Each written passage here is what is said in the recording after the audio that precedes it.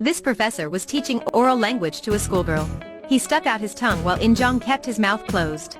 She looked around to seek the help. Then she pushed the professor away, quickly getting into the car and locking the door. After having a conversation, that professor agreed that he wouldn't touch her anymore. After getting into the car, he fixed his hair. What a distinguished man. The professor had a bad intention to her, so he suddenly attacked her again. It's true to say that men are just liars. In-jong quickly hit her phone on his head and got out the car. The professor immediately got out the car to chase In-jong. But then, he angrily got into his car. He looked up into the sky and shouted. A bird suddenly fell to the ground. The professor wondered what happened. At the same time, when looking in the rearview mirror, he saw a man called Bong Yun was coming. Bong Yun holding a baseball bat came to closer. Walking over to the bird, he swung the bat and hit the bird away. Then he took out a rat from his pocket, filling the rat's mouth with white flour. The professor watched this scene, thinking that Bong Yun was a perverted man, so he quickly locked the door. That man came closer and looked at the car. It seemed that this was the first time he saw a car. He blew into the window and wiped the glass, but he still couldn't see anything inside. In another scene, at the same time, In-jong was crying behind a tree, because she saw two men burying a living person. Then they lifted the bag, putting it on their motorbikes and went away. 10 minutes later, they arrived at the Bank River where Bong Yun was waiting. Obviously, they all knew each other. Seeing Bong Yun's accomplices arrived, the professors just kept silent and sat in the car. The group of Bong Yun came to check the car. But the car's glass was designed to be anti-theft, so they couldn't see anything. Through a small slit in the door, the two juniors saw the professor. They thought that the professor committed suicide. So a guy grabbed a rock and hit the car, but it didn't work. The other guy wanted to save the professor. So he held a bigger stone and climbed into the top of the car. Unfortunately, he threw the stone down the car and slipped. At this moment, the car suddenly moved. The car just went straight. The guy sitting on the top fell to the ground. The professor opened the door, asking what they were doing. They were all scared while the professor was about to smoke. Seeing the guy wearing a black coat held a rock. His hands couldn't help but trembled. That guy laughed and shouted loudly. The professor turned to run away, but that guy had stopped him. Bong Yun immediately took the bat and hit on the professor's head. In-jong walked 7 kilometers without underwear.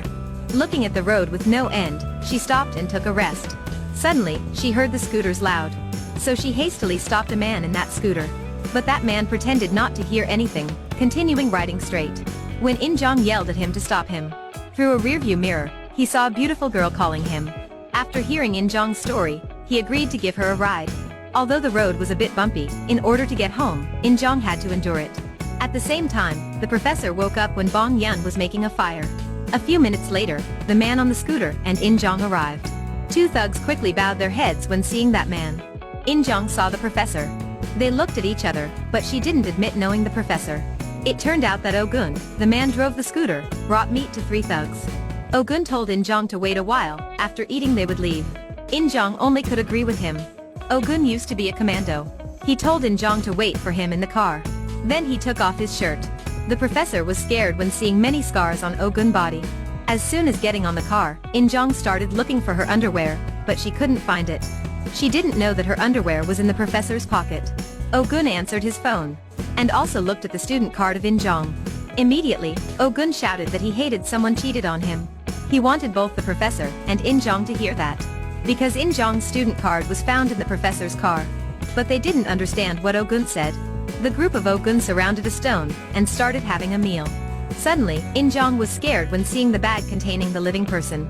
Oh-gun took a piece of raw meat, wrapped it in a leaf, and gave it to the professor. The professor had no choice but ate it. Bong Yun beat raw meat, took a piece of it, and directly put it into his mouth. The professor was very scared when see this. No one expected that this was just the beginning of their nightmare. Oh-gun asked In-jong if she liked riding a motorbike or riding a car. In-jong said that she liked a car. Oh-gun became coldly. He said women were always practical. Then he exposed the fact that she wasn't wearing underwear. And also said that the professor and In-jong had known each other. Why they cheated on his accomplices. Suddenly, the bag on a motorbike fell down and started moving. Oh-gun told 2 other guys to open it. They hastily opened. There was a living boy. He was pretty healthy. The red-haired guy said something but Oh-gun gave him a hard slap. Bong Yun was about to faint in the young boy, but Oh-gun stopped him. In-jong was embarrassed when seeing that young boy. The boy Hein-jae immediately ran over to a hole. 2 accomplices of Oh-gun threw stones at Hein-jae. But he dodged very quickly. Bong Yun signaled to stop. Hein Jae wearily climbed out of the hole. Oh-gun called him over, told him to take off his clothes. Hein Jae did right away. Oh-gun also told In-jong to look at the boy, but she didn't. The two accomplices of Oh-gun walked over, and gave her to another place. Oh-gun told the boy and the professor to fight each other. Whoever won, he let In-jong follow the winner. As a result, two people fought for half an hour. Then, Hyun-jae took a stone and directly knocked out one guy. The red-haired guy felt worried and decided to run away. Hein Jae kicked his motorcycle. He couldn't bear to see the motorcycle his mother gave him broken down. So, he carried a big rock and decided to kill Hein Jae. But unfortunately, he slipped and fell to the ground. Hein Jae quickly kicked him one more time. At the same time, Oh-gun had took a bath, picking up the bat and walking towards Hein Jae. But he threw the bat away and told Hein Jae to hit him. 1, 2, 3 punches. Oh-gun seemed to enjoy this. Right now, Oh-gun passed out while Hein Jae was exhausted. He started digging a big hole, and then buried these guys. Hein Jae also sprinkled alcohol on them. He wanted to kill them. In-jong tried to stop him, but he pushed her away. He had been bullied for many years, so he wanted to revenge. At the moment, Oh-gun woke up and slashed Hein Jae's leg.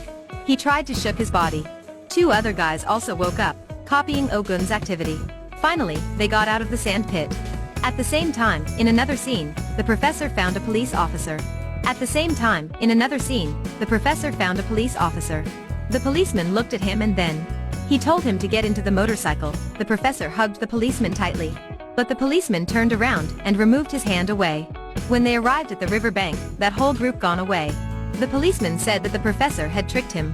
No matter how the professor tried to explain, it couldn't work. The policeman kicked the professor down and drove away. At the same time, there was a shotgun and the car overturned. Everyone also heard the gunfire.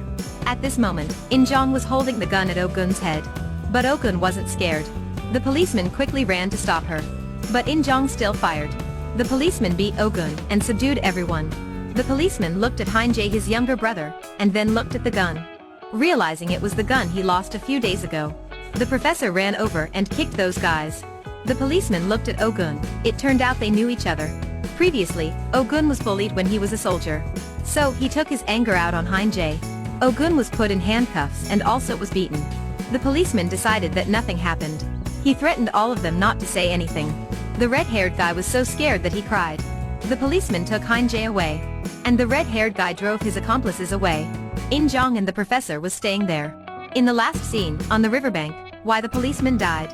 And Hein Jae was lying on the motorcycle. No one knew that he died or alive. The professor and In-jong left from this place. Tears was rolling down her face. Thanks for watching.